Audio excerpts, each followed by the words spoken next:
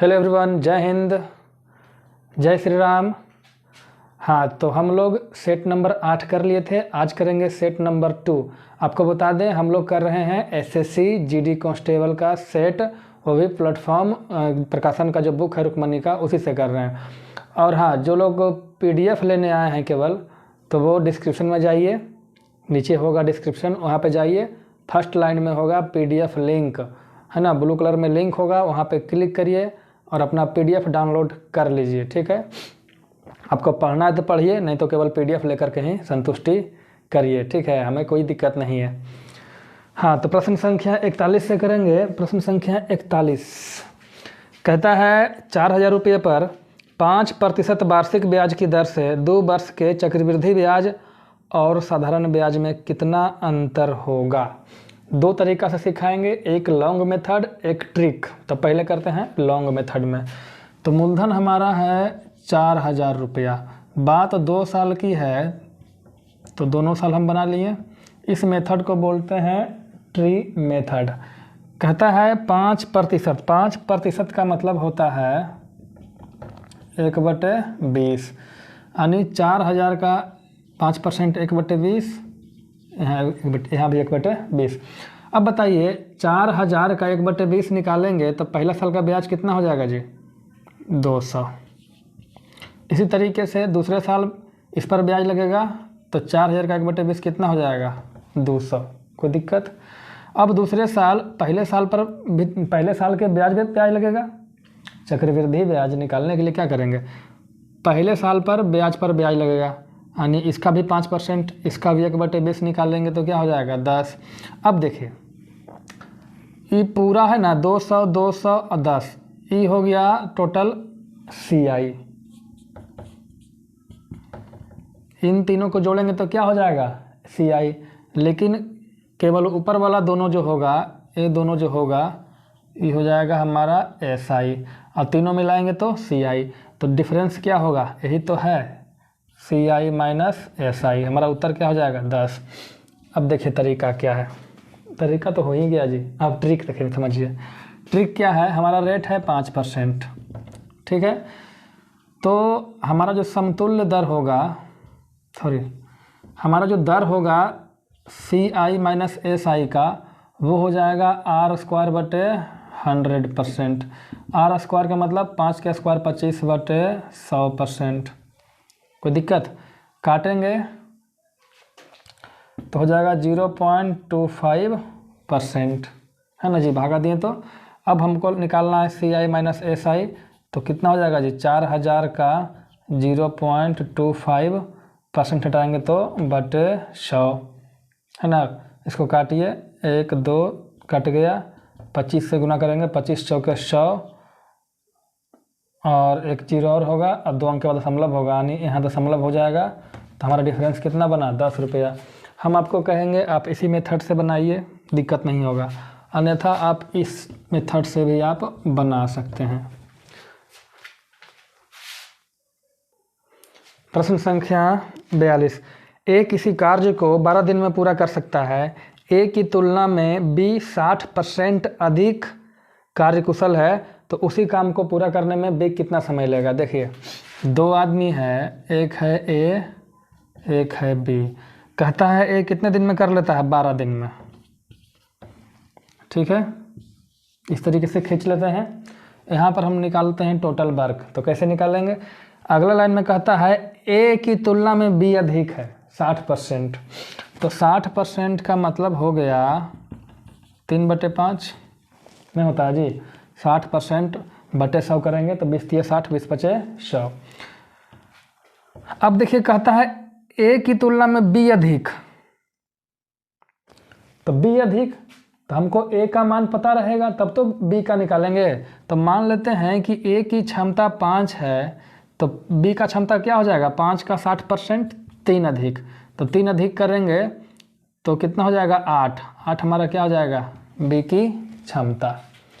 A की क्षमता 5 होगी तो B की क्षमता 8 होगी। कैसे होगी, वीडियो को 10 सेकंड पीछे करिए, देख लीजिए। तो A की क्षमता कितनी है, 5। यहाँ पर हम लोग क्या लिखते हैं, क्षमता, तो 5 लिखे। अब बताइए पर डे 5 काम करता है और काम 12 दिन में कंप्लीट होता है, तो टोटल काम कितना हो गया? 60 काम। अब कहता है यही 60 काम को बी करेगा, तो हमें पहले ये पता करना है कि बी पर डे कितना काम करता है। तो बी की क्षमता 8 है, मतलब बी पर डे 8 काम करता है। तो 8 काम पर डे करता है, 60 काम को करना है तो कितना दिन लगेगा? तो 60 बटे क्या लिखेंगे जी? 8 दिन। इसको भागा दे दीजिए तो 15 बटे 2 दिन हो जाएगा उत्तर, है ना। इसको पूर्णांक में तोड़िएगा तो 7.5 दिन आ जाएगा। अगला प्रश्न है, इसको मिटा देते हैं। अगला प्रश्न देखिए आपके सामने ए है, कुछ नहीं करना है। देखिए 1 2 3 4 अंक के बाद दशमलव है। देखिए पहले ना जोड़ लीजिए कुल कितना अंक के बाद दशमलव है। तो यहाँ 1 अंक के बाद यहाँ 4, तो 4 1 5 हो गया, और यहाँ 1 अंक के बाद तो 6 अंक के बाद दशमलव है। नीचे 4 1 5 और 1 6, ऊपर भी 6 अंक के बाद दशमलव है, नीचे भी 6 अंक के बाद दशमलव है, यानी दोनों कट जाएगा। तो हो जाएगा 95 गुने 85 गुने 189 बटे हो जाएगा 17 गुने 19 गुने 21। काटिएगा 17 पचे 85, 19 पचे 95, 21 नमा 89, 5 पचे 25 नमा 225 हमारा उत्तर हो गया। 44 नंबर प्रश्न कहता है नमक तथा पानी के 1 बिलियन यानी मिश्रण में भार के आधार पर 12% नमक की मात्रा है। बिलियन से 25 किलोग्राम पानी वाष्पित कर लेने के पश्चात नमक की सांद्रता 22% हो जाती है, तो बिलियन की आरंभिक मात्रा कितनी थी? देखिए करना क्या है, नमक है, पानी है, कहता है नमक की मात्रा 12% है, तो मान लेते हैं 12% है, तो पानी कितना बचा? 88%। तो मान लेते हैं टोटल बिलियन की मात्रा है 100 ग्राम। तो जब 100 ग्राम बिलियन है, मिश्रण है, तो 12% पानी यानी 12 ग्राम नमक हो गया, 88% पानी हो गया। अब कहता है कि पानी को सुखा दीजिए। तो जब पानी को सुखा देने के बाद 25 किलो पानी वाष्पित यानी पानी को सुखा दीजिए 25 किलो, उसके बाद 22% हमारा हो जाता है नमक। जब नमक 22% हो गया तो पानी कितना बचेगा? 78%। कोई दिक्कत नहीं। चलिए इसको अभी रखते हैं साइड में। अब आते हैं, हम मान लेते हैं कि जो बिलियन है यानी कुल मिश्रण है वो x है। कोई दिक्कत? तो नमक की मात्रा कितनी हो जाएगी? तो नमक हो जाएगा x का 12%। कोई दिक्कत नहीं। अब ये तो नमक की मात्रा हो गई। अब कहता है कि 25 किलो पानी सुखा दीजिए। तो जब 25 किलो पानी सुखाइएगा तो बिलियन कितना बचेगा? तो बिलियन बचेगा x माइनस 25 किलो। जो बिलियन बचा उसमें नमक की मात्रा कितना है? 22%। समझिए, नमक है, पानी है, नमक है, पानी है, वाष्प हो रहा है पानी। नमक तो जैसे पहले था वैसे आज भी है, यानी जितना नमक पहले था उतना ही नमक आज भी है ना जी। खाली परसेंटेज चेंज हो रहा है, क्यों? क्योंकि पानी की मात्रा घटने बढ़ने की वजह से। तो पहले भी नमक की मात्रा इतनी थी और आज भी नमक की मात्रा इतनी है, यानी दोनों नमक की मात्रा बराबर है। क्यों बराबर है? क्योंकि देख ही रहे हैं ना, सूख कौन रहा है? तो सूख रहा है पानी। नमक तो हमारा से जैसे था वैसे है। तो पहले बिलियन था x, तो उसका 12% नमक था। आज बिलियन है x माइनस 25, क्योंकि 25 सूख गया और उसका 22% है। कोई दिक्कत नहीं होनी चाहिए, है ना।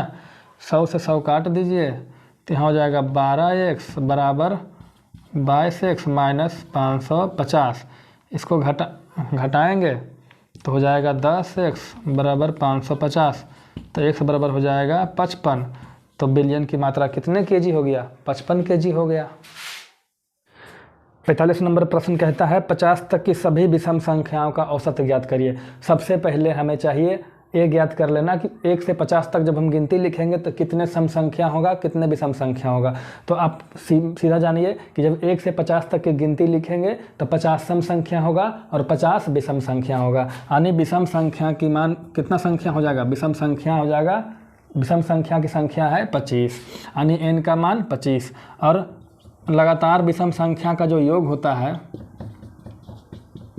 यानी अगर इसको सही भाषा में कहें तो प्रथम n प्राकृतिक विषम संख्याओं का जो योग होता है उसका फार्मूला होता है n स्क्वायर। हमसे पूछा किया गया है औसत, तो औसत बराबर क्या हो जाएगा जी, योग यानी n स्क्वायर बटे संख्या, कुल कितने विषम संख्या 25 यानी यहाँ पर विषम संख्या का मान है n, तो n, तो यहाँ से कट जाएगा n से n कट जाएगा, बचेगा n और n का मान 25, यानी 1 से लेकर 50 तक अगर गिनती लिखें तो सभी विषम संख्याओं का जो औसत होगा वो 25 होगा। अगला कहता है किसी शहर की जनसंख्या प्रति 5 वर्ष में 10% बढ़ जाती है। यदि जनसंख्या 1990 में 1,34,310 है तो 1980 में कितना था, तो सीधा देखिए 1980 के बाद 5 साल आएगा, 5 साल के बाद आ जाएगा 1985, फिर अगले 5 साल में हो जाएगा 1990, कितना बढ़ेगा 10%।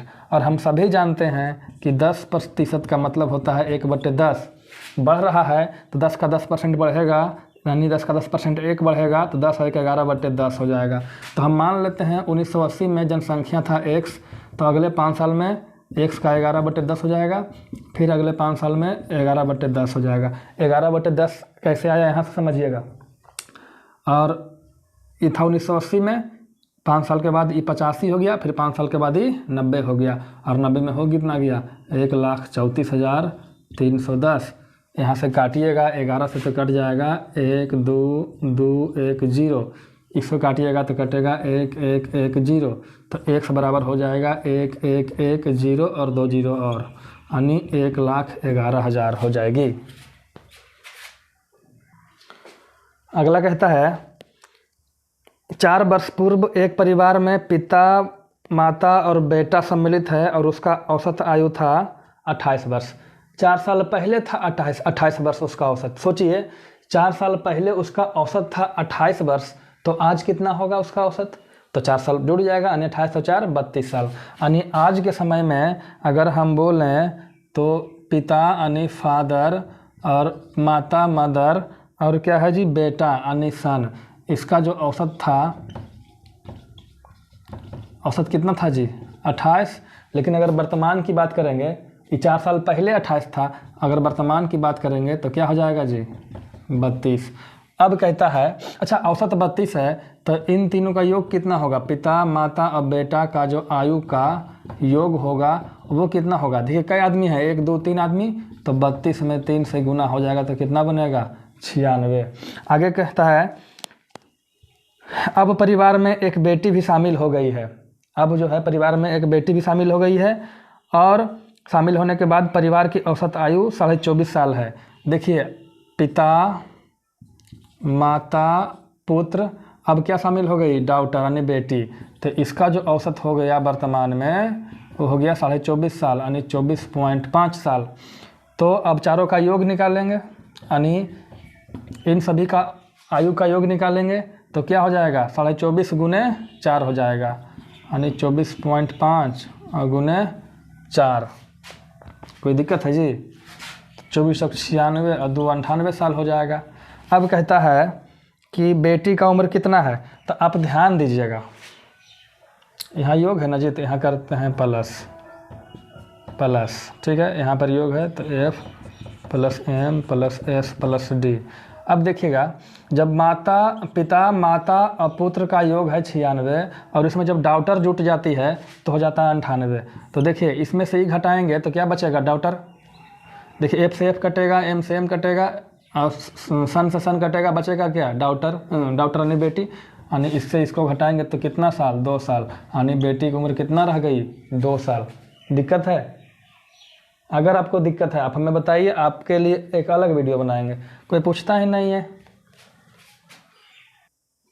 अगला कहता है यदि किसी ठोस गोले को 2 बराबर भागों में काट दिया जाए तो दोनों अर्धगोले के संपूर्ण पृष्ठ क्षेत्रफल का योग दिए गए गोले के पृष्ठ क्षेत्रफल का कितना गुना हो जाएगा। देखिए एक गोला था, बना लेते हैं भाई साहब गोला, इसको काट दिया तो काटने के बाद 2 अलग अलग हो गया, तो दोनों का अलग अलग का पृष्ठ क्षेत्रफल निकाल के जोड़ दीजिए।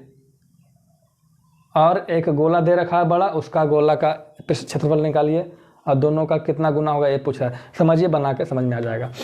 हम जानते हैं कि गोला का जो पृष्ठीय क्षेत्रफल होता है वो होता है 4 पाई आर स्क्वायर। लेकिन अगर अर्धगोला करेंगे, अर्धगोला का पृष्ठीय क्षेत्रफल अगर निकालेंगे तो आधा कर देंगे तो क्या हो जाएगा 2 पाई आर स्क्वायर। लेकिन ध्यान रखिएगा, जब हम गोला को आधा करेंगे इस तरीके से, देखिए जब गोला पूरा था तो क्षेत्रफल निकल रहा था इसका, यानी चारों बगल जो पृष्ठ था इसका। लेकिन जब आधा करेंगे तो इसका तो जुटेगा ही जुटेगा, साथ में ये भी तो क्षेत्रफल जुट जाएगा। आप कल्पना करिए, गोला लेकर काट के देखिएगा। तो अब ये जो गोला है इसका क्षेत्रफल कितना हो जाएगा पाई आर स्क्वायर। क्यों? क्योंकि नीचे का भी शेप क्या होगा जी, राउंड आकार का होगा। आपको हम दिखाते, बाद में दिखाएंगे, कभी बॉल लाएंगे तब, मेरे पास है नहीं। यानी इस तरीके से अर्धगोला का क्षेत्रफल हो जाएगा 3 पाई आर स्क्वायर। अब बताइए, ऐसा कई गो अर्धगोला है? 2 गो। तो एक का क्षेत्रफल 3 पाई आर स्क्वायर, तो 2 का क्षेत्रफल 2 गुने 3 पाई आर स्क्वायर। और बड़का का क्षेत्रफल 4 पाई आर स्क्वायर। देखिए दोनों में त्रिज्या समान होगा। क्यों? क्योंकि गोला एक ही है, उसी से काटे हैं अर्धगोला, तो त्रिज्या बदलने की चीज़ ही नहीं है। तो हो जाएगा 6 पाई आर स्क्वायर, ये हो जाएगा 4 पाई आर स्क्वायर। इसको काट दीजिएगा तो पाई आर स्क्वायर से पाई आर स्क्वायर कट जाएगा, 2 तिया 6 और 2 दूनी 4। अब देखिए ये हो गया 2 गोला का छोटका का क्षेत्रफल, ये हो गया बड़का का क्षेत्रफल। तो कहता है जो छोटका का क्षेत्रफल है 3, वो बड़का से कई गुना है। तो कैसे निकालेंगे? 3/2 करेंगे तो कई गुना हो जाएगा जी? 1.5 गुना। कई गुना हो जाएगा? 1.5 गुना। नहीं समझे? जैसे अगर सपोज इधर आता 6 और इधर आता 3, तो क्या गुना होता? 2 गुना। कैसे निकाले? 6/3 करके 2 गुना। वैसे ही 3/2 किए तो आ गया 1.5 गुना।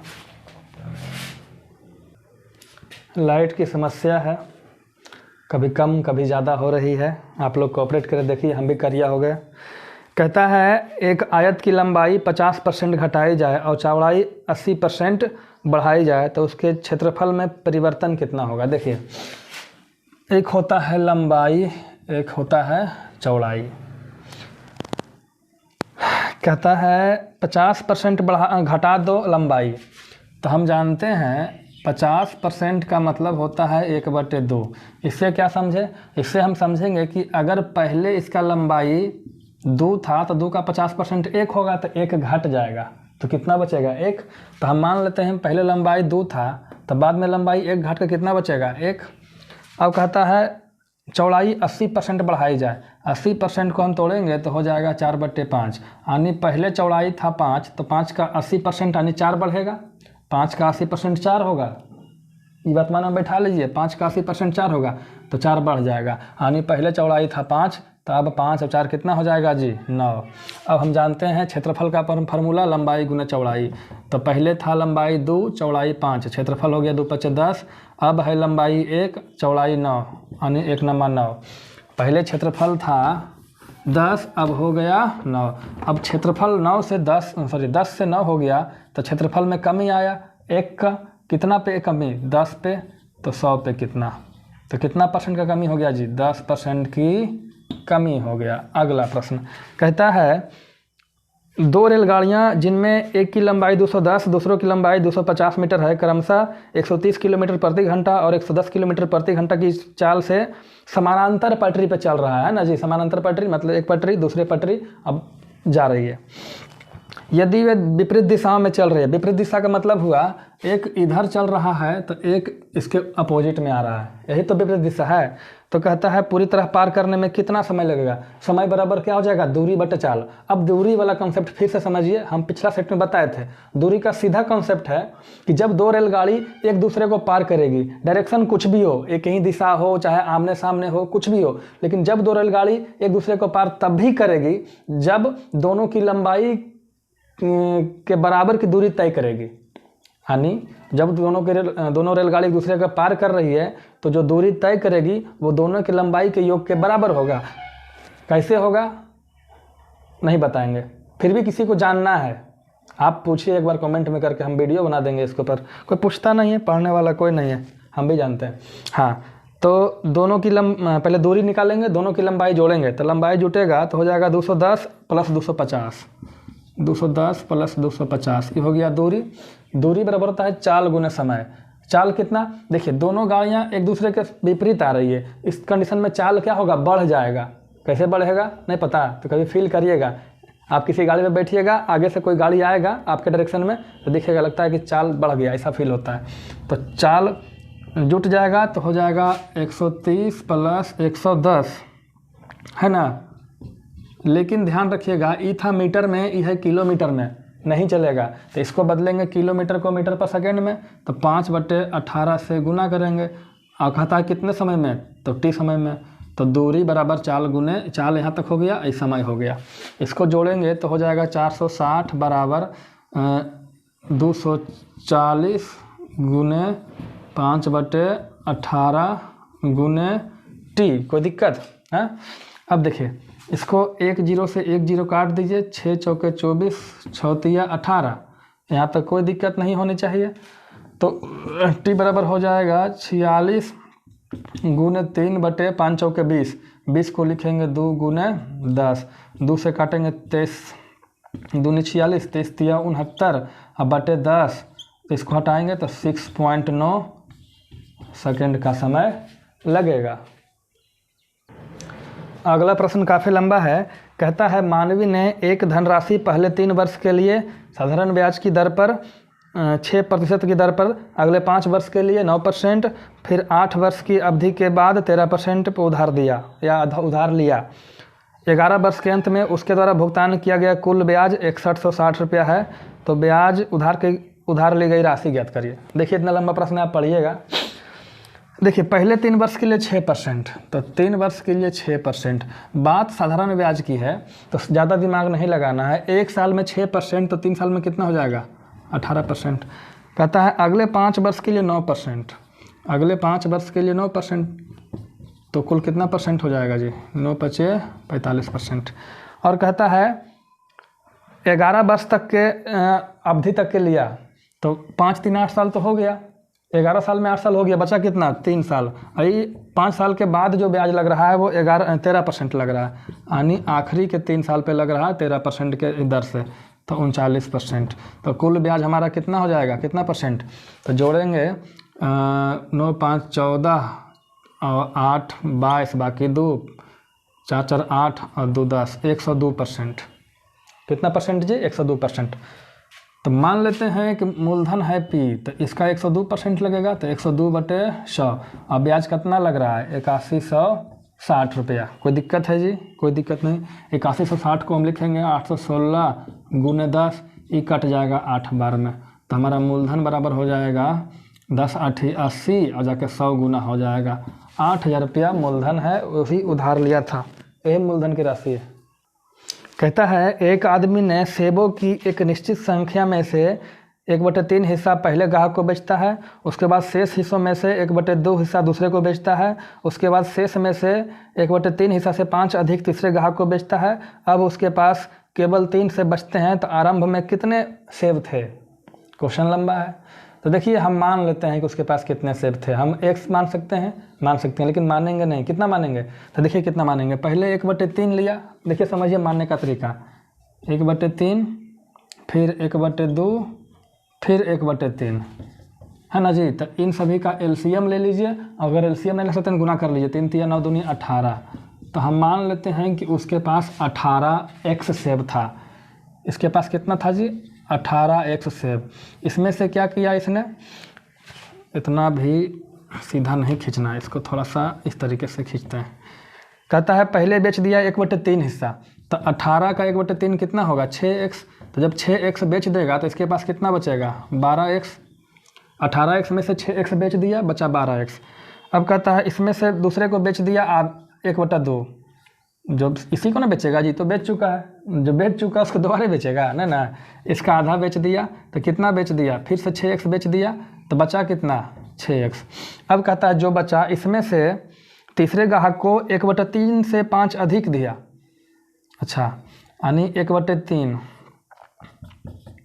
प्लस 5, तो 1/3 निकालेंगे तो कितना हो जाएगा जी, 6x का 1/3 2x, और +5 ये दे दिया तीसरे ग्राहक को, तो शेष कितना बचेगा? तो हमारे पास था 6x, उसमें से घटाइए 2x + 5। क्यों घटाएंगे? क्योंकि इतना में से इतना बेच दिया तो शेष हमारा यही बचेगा। घटाएंगे तो हो जाएगा 6 में से 2 गए, ऐसे लिखेंगे 6x - 2x - 5, तो हो जाएगा 4x - 5। अरे क्या लिख दिए जी, 4x - 5, यही सेब बचा। और सेब बचा कितना?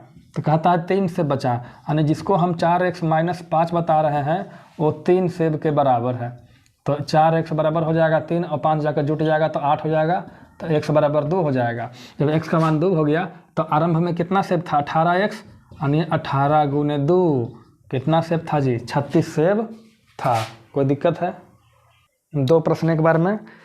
कहता है 54 नंबर प्रश्न, एक निश्चित दूरी को तय करते समय 2 व्यक्तियों के चाल का अनुपात 18:12 है, तो दूरी तय करने में उसके द्वारा लिया गया समय का अनुपात ज्ञात करिए। देखिए सिंपल सी बात है, अगर चाल का अनुपात 18:12 है और समान दूरी तय कर रहा है तो इस परिस्थिति में समय का जो अनुपात होगा उल्टा हो जाएगा, और 12:18 हो जाएगा। काटेंगे तो 6 दूनी 12, 6 तिया 18, 2:3 होगा। लेकिन ये चीज़ याद रहेगा तब ना, अगर याद नहीं रहा तो देखिए क्या करेंगे। हम क्या करेंगे, मान लेते हैं 2 आदमी हैं, एक का चाल हो गया 18, इसका 12। अब दूरी कहता है समान है तो दूरी मान लेंगे कुछ, 18-12 का एलसीएम होता है 36। अब बताइए 18 के स्पीड से 36 किलोमीटर चलेगा तो समय कितना लगेगा? समय बराबर क्या होता है? दूरी बटे चाल। तो 36/18 करेंगे तो 2, इसका समय क्या हो जाएगा? 36/12 तो 3। तो समय का अनुपात क्या हो गया जी? 2:3 हो गया। चलिए समझ में आ गया होगा, नहीं आया तो कोई बात नहीं। देखिए इसमें है, सबसे पहले छोटी ब्रैकेट का काम करेंगे। अब छोटी ब्रैकेट तो यहाँ भी है, यहाँ भी है, यहाँ भी है, तो क्या करेंगे? सबसे पहले देखिए मझली ब्रैकेट के अंदर छोटी ब्रैकेट का काम करेंगे। तो कैसे करेंगे? 7 में से 2 घटेगा तो बचेगा 5, ये भागा है तो भागा, इसमें से क्या हो जाएगा जी? 3 जोड़ 9, पहले भागा देंगे तो 9/24। कोई दिक्कत? ये दोनों कटेगा तो काट दीजिए, 3 तिया 9, 3 8 24, यहाँ हो गया 5 भागा 8 तिया 24 और 3 27/8। 5 भागा को गुना में करेंगे तो हो जाएगा 8/27। कोई दिक्कत नहीं होना चाहिए। अब देखिए यहाँ तक का मान हो गया, और 9 में से 5 जाएगा तो क्या बचेगा? तो 9 में से 5 जाएगा तो 4 बचेगा, और ये भागा है तो भागा लिख दिए। अब हो जाएगा 8/40/27। कोई दिक्कत नहीं। अब क्या करेंगे? तो 4 × 27 चला जाएगा ऊपर, 40 आ जाएगा नीचे, तो 4 दही के 40, 27/10। हाँ दिख रहा है। अब देखिए यहाँ तक तो हो गया। अब यहाँ से 8 भागा, इस सबका मान कितना है? 27/10, तो 8 × 10/27 हो जाएगा। हैं? कोई दिक्कत है जी? अब इसको काटेंगे, कटेगा? शायद नहीं कटेगा, गुना कर दो, 10/88/27, यही तो उत्तर है। कटता है तो काट दीजिए, शायद नहीं कटेगा। प्रश्न संख्या 56 HCF पूछ रहा है। HCF आप निकाल लेंगे, है ना? निकाल लीजिए। अगर किसी को दिक्कत है तो एक तरीका हमारे पास है शॉर्टकट वाला, वो बाद में बताएंगे। 57 कहता है एक वस्तु को 760 रुपये में बेचने पर 5% की हानि हुई तो क्रय मूल्य क्या होगा? तो एक तो फार्मूला से आप बना सकते हैं। कौन सा फार्मूला जी? विक्रय मूल्य बराबर क्रय मूल्य इंटू 100 माइनस हानि %/100। एक तो एक फार्मूला हो गया, इस पे भी बना सकते हैं। एक और क्या कर सकते हैं? तो एक और क्या कर सकते हैं, देखिए मेरे तरीका से। मेरा तरीका क्या है? कहता है 5% का हानि, तो 5% का मतलब होता है 1/20। मतलब 20 का मान लेते हैं क्रय मूल्य अगर 20 है तो 20 का 5% 1 का हानि, तो 20 में खरीद के 1 का लॉस लेके बेचेंगे तो विक्रय मूल्य कितना हो जाएगा? 19 रुपया। अब बटे 20 का 20, यानी अगर क्रय मूल्य 20 है तो विक्रय मूल्य कितना हो जाएगा? 19। अब विक्रय मूल्य है कितना? तो 19 यूनिट बराबर 760 रुपया। तो 1 यूनिट बराबर क्या हो जाएगा जी? 19 चौक 76, 40 रुपया। तो क्रय मूल्य कितना यूनिट माने हैं? 20 यूनिट। तो 20 × 40 करेंगे तो 800 रुपया। ये तरीका है, अन्यथा ये तरीका से आप बना सकते हैं।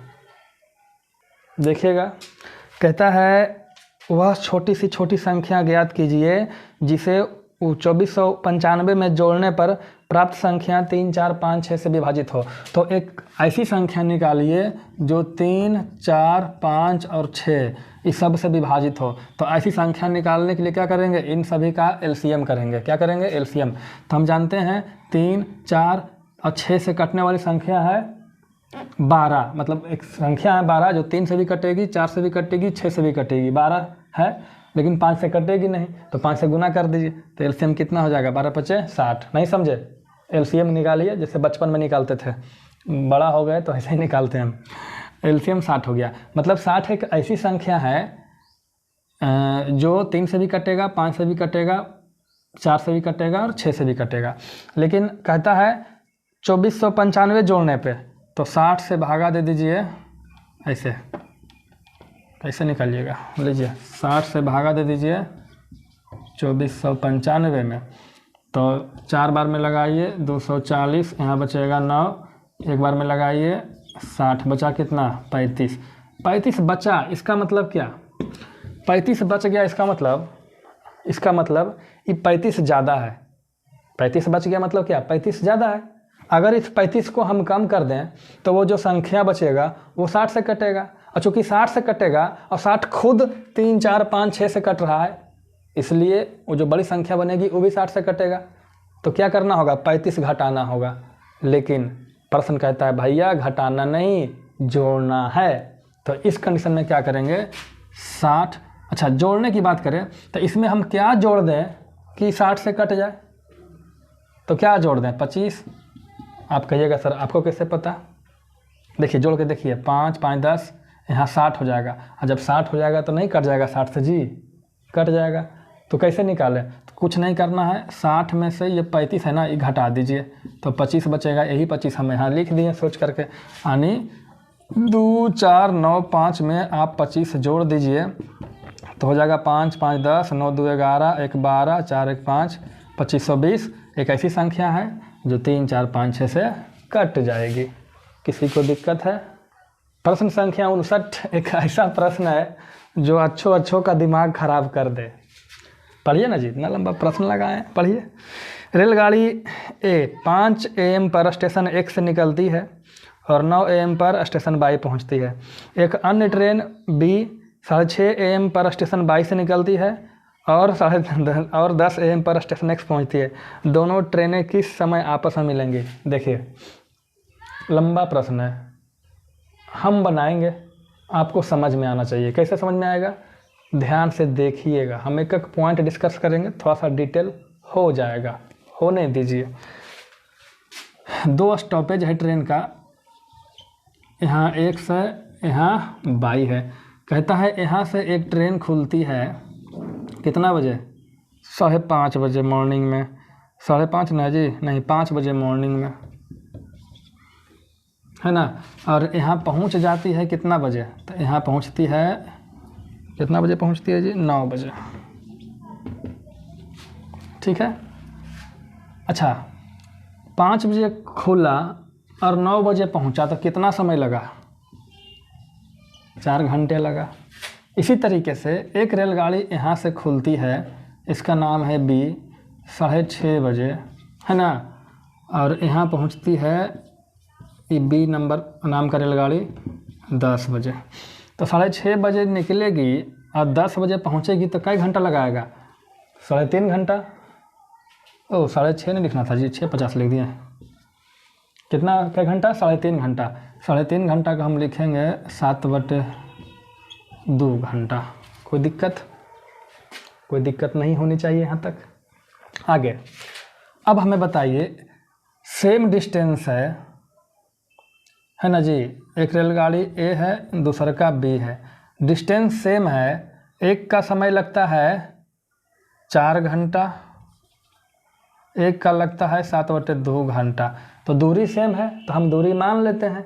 तो दूरी कैसे मानेंगे, 4 और 7 का एलसीएम हम मान लेते हैं 28 किलोमीटर दूरी है। 28 किलोमीटर दूरी को 4 घंटे में तय करता है, तो चाल कितना होगा, चाल बराबर दूरी बटे समय, 4, तो हो जाएगा 7 किलोमीटर प्रति घंटा। कहाँ गया जी, ये हो गया यहाँ 7 किलोमीटर प्रति घंटा, लिख दें किलोमीटर प्रति घंटा। और दूरी बटा समय करेंगे इधर, तो इसका चाल हो जाएगा 7 चौके ये हो जाएगा 8 किलोमीटर प्रति घंटा। यानी जो ट्रेन ए की चाल थी वो 7 किलोमीटर प्रति घंटा और बी की चाल 8 किलोमीटर प्रति घंटा। यहाँ तक कोई दिक्कत नहीं दिक्कत है। अब देखिए कहता है दोनों ट्रेनें किस समय आपस में मिलेगी, तो उसे निकालने के लिए क्या करेंगे आप ध्यान दीजिए। उसे जब दो ट्रेन आपस में मिलेगी उसे निकालना हो, कब मिलेगी समय निकालना हो, तो आपको दोनों ट्रेन को सेम टाइम पे चलाना होगा। क्या चलाना होगा? सेम टाइम पे। जैसे ये 5 बजे स्टार्ट किया चलना और 6:30 बजे, सेम टाइम पे चला? नहीं चला। तो हम क्या करेंगे? सेम टाइम कैसे करेंगे? ये 5 बजे चला, मान लेते हैं 6:30 बजे यहाँ पहुँचा कौन? ए। तो आप बताइए ये तो पूरा दूरी कितना था? 28 किलोमीटर। कैसे? अभी माने थे 6:30 बजे यहाँ पहुँचा, यहाँ चला था ए। अच्छा 7 के स्पीड से चला था 5 बजे और 6:30 बजे यहाँ पहुँचा, तो कितना समय लगा? 1.5 घंटा। तो 7 के स्पीड से 1.5 घंटा में कितना दूरी तय करेगा? तो 10.5 किलोमीटर। कोई दिक्कत? 10.5 किलोमीटर। यानी ए यहाँ पे आ चुका है ना। अब इसके बीच की दूरी कितना रह गया? तो 28 में से 10 घटाएंगे तो हो जाएगा 17.5 किलोमीटर। अब देखो 6:30 बजे ट्रेन यहाँ है और 6:30 बजे ट्रेन भी यहाँ है। अब दोनों एक दूसरे की ओर जा रहा है, तो बीच की दूरी कितना? तो बीच की दूरी हो गया 17.5 किलोमीटर। तो हम समय निकालेंगे, समय बराबर दूरी हो गया बटे चाल। अब चाल क्या करेंगे?